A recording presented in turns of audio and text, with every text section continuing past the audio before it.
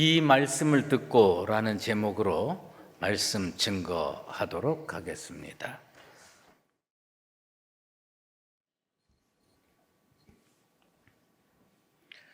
꽤 오래전에 일어난 일 하나 소개합니다.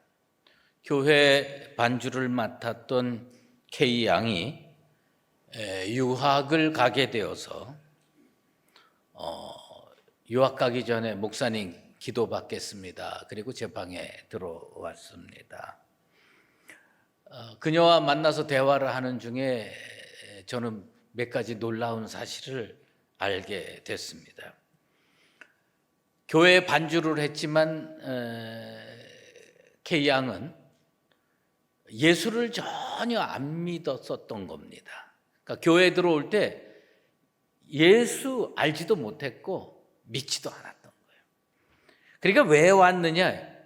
아르바이트 하러 온 거예요. 반주 아르바이트 하러 왔습니다. 그런데 매주 반주를 하다 보니까 어쩔 수 없이 예배를 드리게 된 거예요. 그리고 말씀을 듣게 된 겁니다. 어느 순간에 귀가 열리고 마음이 열리고 말씀이 귀에 들어오기 시작했습니다. 마침내 예수를 영접하고 믿는 사람이 되었습니다. 그래서 그 K 양은 저한테 이렇게 얘기를 합니다. 예수 믿고 유학 가게 돼서 너무 감사합니다. 그 간증을 듣는데 제가 더 은혜가 되더라고요. 여러분, 교회에 많이 나오는 거가 중요한 게 아닙니다. 교회 나와서 예수 믿는 게 중요하고요. 예수 믿고 구원 얻는 게 중요한 겁니다. 교회에서 반주할 수 있어요. 교회에서 이러저러한 일을 할 수 있습니다. 또 노래를 잘하고 찬양을 잘해서 솔리스트 할 수 있습니다. 그런데 예수 안 믿고 믿음이 없으면 반주 알바나 솔리스트 알바나 편의점 알바나 다를 게 하나도 없습니다. 교회 나오면 예수 믿고 구원 얻어야 되는 겁니다. 요한복음을 묵상하다 보면 우리는 가끔 무엇이 진짜 중요한지를 놓칠 때가 있어요. 사건이 중요한지 사람이 중요한지. 그 사건 속에 나타나는 사람이 별로 중요하게 여겨지지 않을 때가 종종 있습니다. 오늘 우리가 읽은 본문은 간음의 현장에서 어떤 여인이 붙들립니다. 그리고 이 바리새인들이 예수님을 고발하려고 이 사건을 이용을 합니다. 이 여인을 돌로 쳐야 됩니까? 말아야 됩니까? 질문을 합니다. 그런데 우리는요, 이 사건을 성경을 읽으면서 저는 여러 번 성도한테 그런 질문을 받았거든요. 목사님, 그 예수님이 그 바리새인들이 여인 끌고 왔을 때 땅에 글씨를 썼지 않습니까? 그 땅에 글씨 썼는데 그거 뭘 썼습니까? 그게 궁금한 거예요. 땅에 예수님이 무슨 말을 쓰셨을까? 이게 궁금한 겁니다. 그러니까 뭐냐면 이 말씀을 읽으면서 진짜 중요한 거는 다 어디 가 있고 예수님이 땅에 무슨 글씨를 쓰셨을까? 거기에만 초점을 맞추고 생각을 하는 겁니다. 이 사건은 왜 하냐? 예수님을 고발하기 위한 사건이었지만 예수님은 그런 상황 속에서도 한 영혼에게 집중하셨습니다. 간음하다가 현장에서 붙잡힌 그 여인을 구원하시려고 주님은 본인이 가지고 계신 전능하심을 다 사용하신 사건입니다. 여러분, 주회전에 나오는 것 중요한데요, 주회전에 나와서 예수 못 만나고 가면 아무 소용없습니다. 주회전에 나와서 말씀 듣고 변화받아서 예수 믿고 내 입으로 예수를 구주로 고백하는 사람들 되시기를 주의 이름으로 축원합니다. 이 사건의 진상은 이렇습니다. 예수님 참 대단하신 분이시죠. 초막절이 끝났습니다. 8일 동안 계속하잖아요. 그 초막절 끝나고 예수님 감람산으로 가셨어요. 가서 기도하시고 잠깐 쉬시다가 아침에 예루살렘 성전으로 다시 일찍 들어오셨습니다. 그런데 예수님이 일찍 들어오니까 두 그룹도 일찍 예수님 앞에 찾아 나왔어요. 하나는 예수님 말씀 들으려고 했던 백성들이 찾아 나왔고요. 또 하나는 예수님을 고발하려고 올무를 놓고 덫을 놓은 바리새인들이 찾아왔습니다. 여러분, 참 기가 막힌 것은 뭐냐 하면, 제가 모두에도 말씀드렸지만 이 사건이 언제 벌어지느냐, 초막절 8일 동안 축제가 끝나고 그 다음 날 꼭두 새벽에 벌어지는 겁니다. 우리로 얘기를 하면, 오늘날 우리로 얘기를 하면 주일날 아침부터 교회에 나와서 1부 예배 드리고 2부 예배 드리고 3부 예배 드리고 교제하고 뭐 다 해서 피곤하게 집에 갔다가 월요일날 아침에 바로 간음의 현장에 가가지고 여자 붙들고 주님 앞으로 온 겁니다. 여기 그 성경에 아침이라고 되어 있는데 이 아침은 오르드루라고 하는 헬라어를 쓰는데 우리로 얘기하면 꼭두 새벽입니다. 요즘으로 얘기하면 새벽 5시 반, 6시 요쯤 얘기하는 거예요. 그 새벽에 바리새인들이 간음하다가 현장에 잡힌 여인을 끌고 오는 겁니다. 여러분 생각해 보십시오. 간음이라고 하는 거는요, 남녀가 같이 하는 겁니다. 혼자 하는 게 아니에요.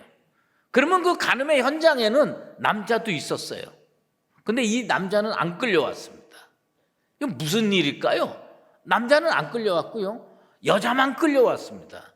그런데 진짜 이 바리새인들은요, 마귀의 성품을 지닌 자들이에요. 이 사람들, 제가 여러 번 말씀드렸지만 초막절 이스라엘에서 매우 중요한 절기예요. 우리로 얘기를 하면 주일날 다음이기도 하고, 더 얘기를 하면 설날 다음이라고 얘기해도 되는 거예요. 추석 다음 날이라고 봐야 돼요. 그런데 그렇게 피곤하게 초막절을 다 지내고 그 다음 날 새벽에 간음한 여인을 현장에서 붙잡았다는 거는 이 사람들은요, 밤에 잠도 안 잔 겁니다. 왜요? 두 남녀가 간음을 했다면 현장을 찾아가야 되는 거 아닙니까? 현장을 찾아가려면 뭐 이렇게 해서 끌어오는 거예요. 참 대단한 거죠. 늘 사랑을 얘기하고 늘 정의를 얘기하고 늘 율법을 얘기하지만 진짜 이 바리새인들은 못된 것이 남을 정죄하는 일, 남을 못 살게 구는 일, 남을 올무에 빠뜨리는 일은 정말 열심히 한다는 겁니다. 나는 오늘날 교회 안에 바리새인 닮은 성도는 단 한 명도 없게 되길 바랍니다. 계략이고 덫이고 올무죠. 예수님이요, 잘못하면 이거 걸려듭니다. 예수님 평상시에 무슨 말씀했습니까? 원수도 사랑하라. 70번씩 7번 용서해라. 늘 사랑과 용서를 말씀하셨는데 모세의 율법은 어떻게 얘기하고 있습니까? 간음한 여인은 돌로 치라, 이렇게 돼 있습니다. 이 두 개가 부딪히는 거예요. 그래서 저들이 예수님께 이렇게 얘기합니다. 선생은 어떻게 말하겠나이까? 참 교묘한 말이죠. 요걸 선생은 어떻게 생각하고 어떻게 말합니까? 요걸 그래서 말 잘못하면 탁 걸려드는 겁니다. 자,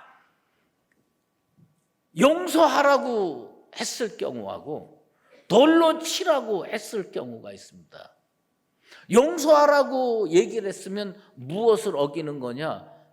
모세의 율법을 어기는 겁니다. 가늠한 여인, 현장에서 잡힌 가늠한 여인, 모세의 율법을 어기는 겁니다. 그런데 돌로 치라고 하면 또 무슨 문제가 있습니까?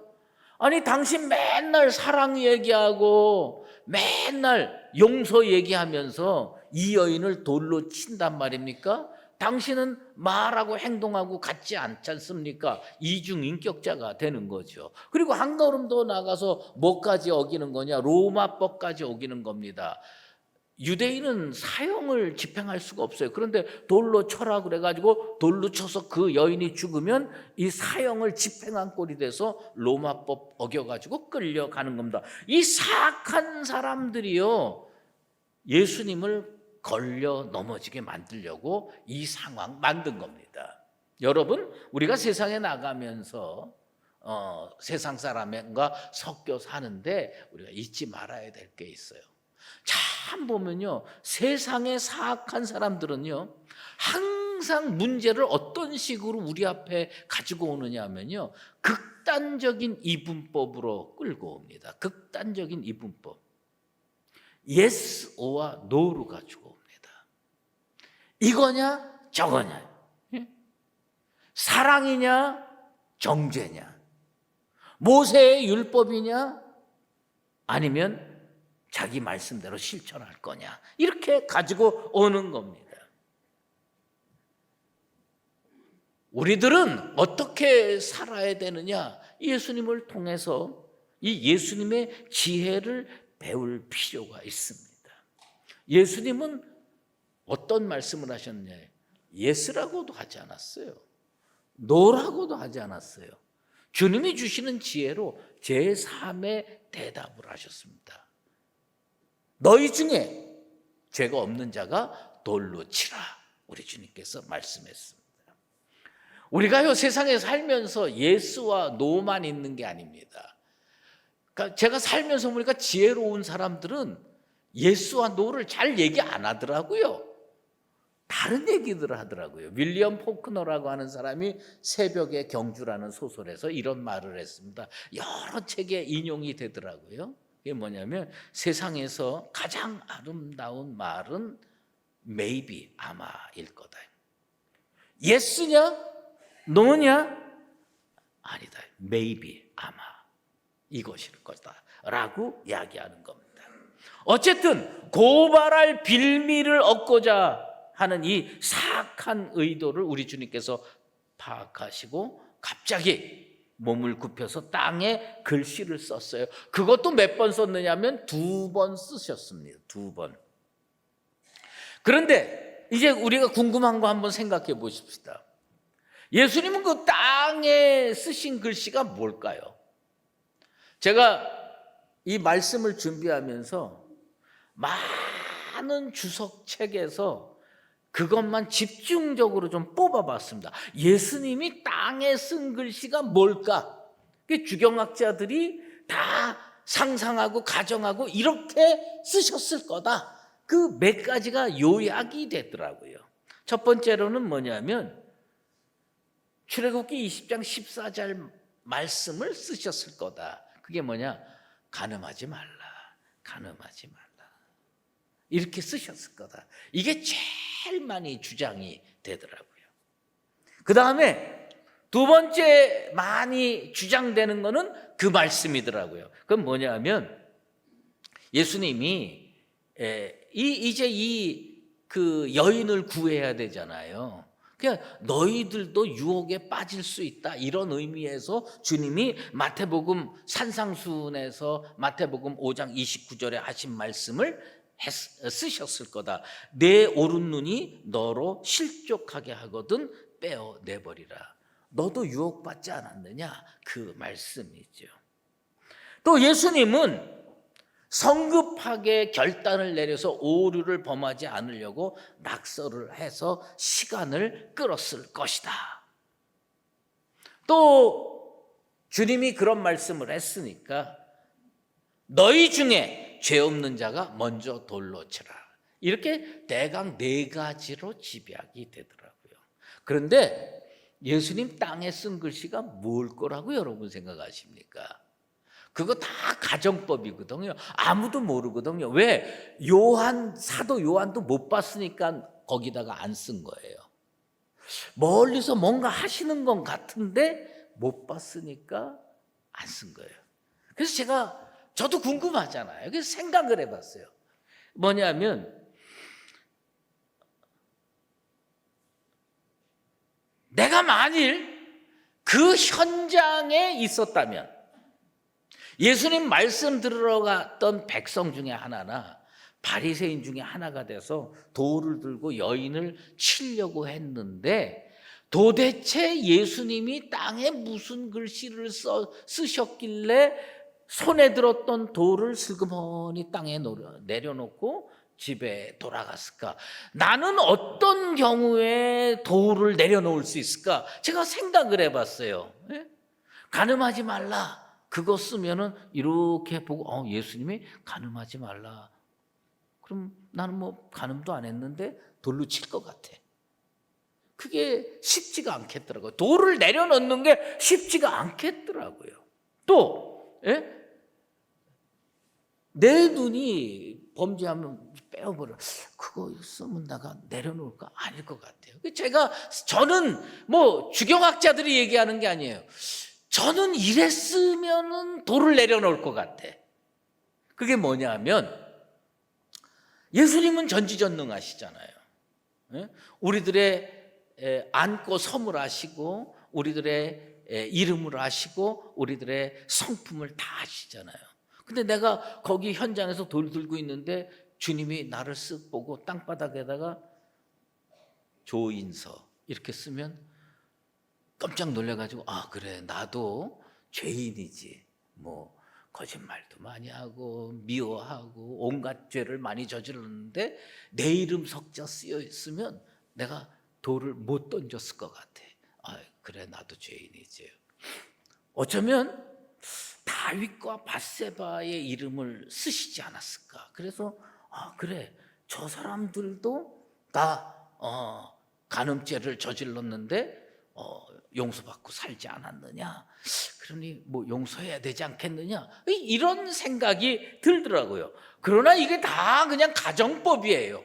그냥 개인의 생각일 뿐입니다. 그런데 우리가 매우 중요한 것이 있습니다. 그것이 뭐냐면 예수님이 땅에다가 글씨를 쓰셨어요. 그리고 어떤 말씀을 했어요. 그 다음에 또 글씨를 쓰셨어요. 그리고 성경에 이렇게 기록하고 있습니다. 그건 뭐라고 기록하냐면 이 말씀을 듣고 저들이 어른부터 시작해서 젊은이까지 양심의 가책을 느껴서 하나씩 나갔다고 성경은 기록하고 있습니다. 그러니까 여기에서 이 말씀을 듣고 그러니까 결국은 이 사람들이 돌을 왜 내려놨느냐, 땅에 글씨 썼기 때문에 내려놨느냐, 그것도 영향을 받을 수 있지만 진짜 중요한 이유는 뭐냐면 예수님 말씀을 들었습니다.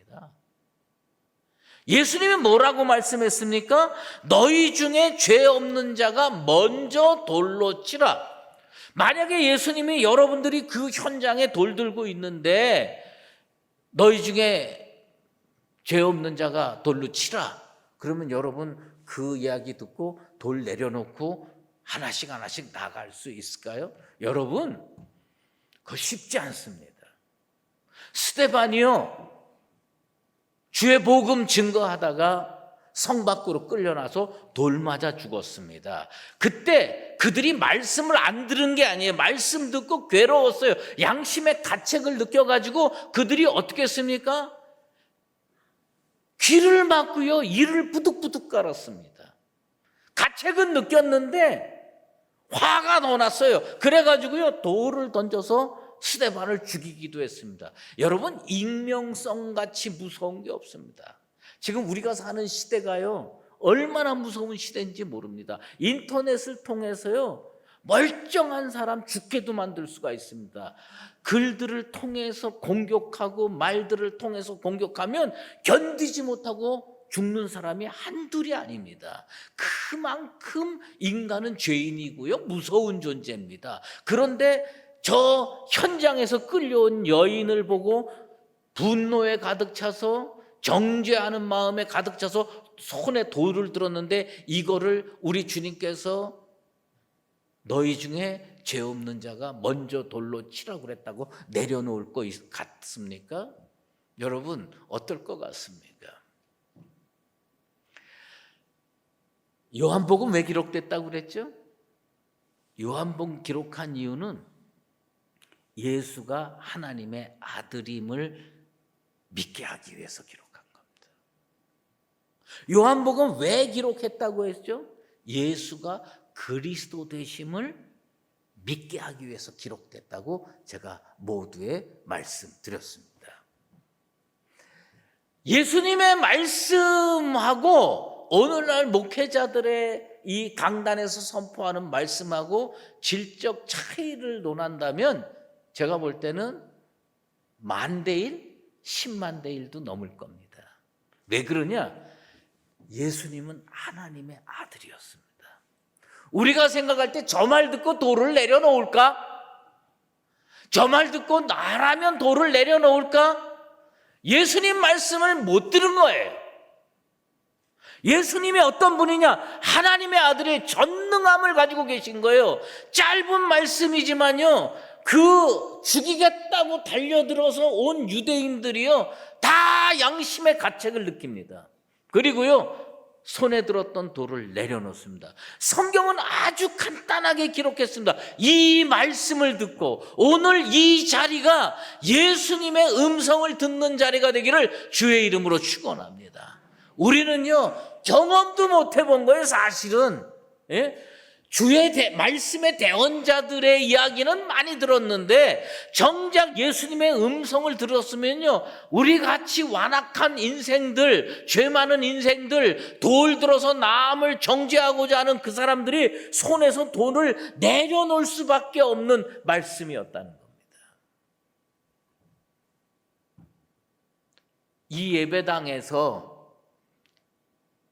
이 냄새나는 인간의 말이 아니라 우리 주님의 말씀이 선포돼서 죄 많은 세상에 살면서 분노가 가득했던 사람들의 분노가 치유되기를 바라고, 정말 남을 정죄하기 위해서 주먹 들었던 사람이 손을 펴서 사랑의 포옹을 할 수 있게 되기를 주의 이름으로 축원합니다. 예수님의 말씀. 요한이 왜 이 요한복음 기록했나? 이 사건에서 무척 중요한 것이 뭐냐면 너도 그 현장에 있으면 돌 내려놨을 거다라는 거예요. 너도 그 현장에 있으면 어떻게 돌을 들으니까 예수님 말씀 듣고 죄 있는 자, 죄 없는 자가 먼저 돌로 쳐라. 나는 죄인이로구나. 돌 내려놓는다는 거예요. 가장 중요한 게 뭔지 아세요? 성경이 요한복음에서 강조하고 또 강조하는 게 있습니다. 그게 뭐냐면 말씀이라는 겁니다.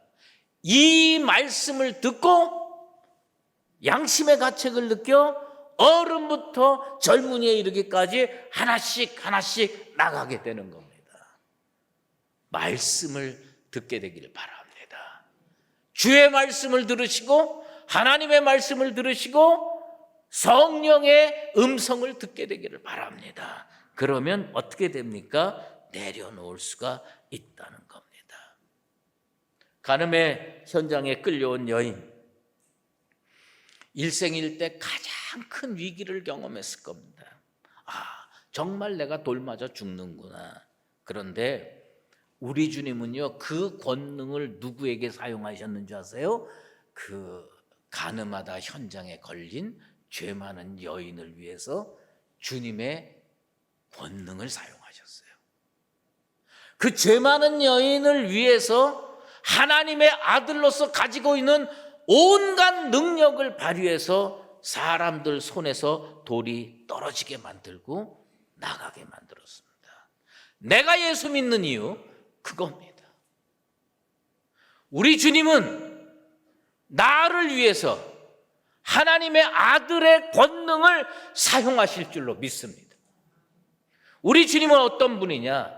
나같이 죄 많은 사람, 정말 손에 돌 들고 던지고 싶은 사람, 그런데 그 사람을 위해서 우리 주님 뭘 사용하셨느냐? 하나님 아들의 권세를 사용하시는 겁니다. 가늠하다 현장에 붙잡힌 그 여인, 그 누구도 돌봐줄 수 없는 그 여인을 위해서 하나님의 아들이 권능을 사용해 주셨습니다. 너를 고발하던 그들이 어디 있느냐? 주여 없나이다. 나도 너를 정죄하지 아니하노니 가서 다시는 죄를 범하지 말라. 이 여인이 체험한 것이 뭔지 아십니까? 사죄의 은총입니다. 사죄의 은총. 죄를 졌는데 현장에서 걸렸어요. 그런데 우리 주님 그 여인 구하려고 권능을 사용하셨을 뿐만 아니라 나도 너를 정죄하지 아니하겠다. 그 말씀 뭡니까? 내 죄를 용서하겠다. 여러분, 교회에 와서 반드시 체험하고 가야 될 게 뭐냐? 우리가 세상에 나가서 말로 지은 죄, 행동으로 지은 죄, 생각으로 지은 죄 얼마나 죄가 많습니까? 이 예배당이 주님을 통해서 사죄를 확신받는 은총의 현장 되기를 주의 이름으로 축원합니다. 나도 너를 정죄하지 아니하노니, 그게 뭡니까? 우리 주님 나를 용서하겠다는 거예요. 십자가의 보혈로 죄 씻어 주시겠다는 겁니다. 교회 왜 나와야 되느냐? 교회 나와야 되는 이유는 뭐냐? 죄 씻음 받으려고.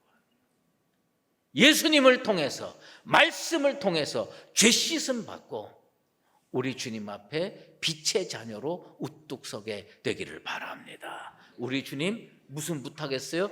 다시는 가서 죄를 범치 말라. 무슨 얘기입니까? 이제 죄 용서 받았으니 빛의 자녀답게 살아라. 그리스도인들이 세상에 나가서 잘 살 수 있는 이유가 딱 한 가지 있어요. 그게 뭔지 아세요? 죄 용서 받았다는 겁니다. 죄 용서 받고 세상에 나가서 빛의 자녀로 살아라. 그것이 우리 주님이 오늘 이 여인에게 하신 행위고 사건입니다. 이 사건을 통해서 땅에 무슨 글씨를 썼느냐 궁금하십니까? 그거 내려놓으시고 이 사건에 대해서 우리가 꼭 깨우쳐야 될 게 뭐냐? 하나님의 아들이신 예수 그리스도가 나 같은 죄인을 위해서 저 권능을 사용하실 수 있구나. 저 권능을 사용하셔서 죄를 사해 주시는구나. 주님을 통해서 사죄를 경험하고 돌아가는 나와 여러분 되시기를 예수 그리스도의 이름으로 축원합니다. 기도하겠습니다.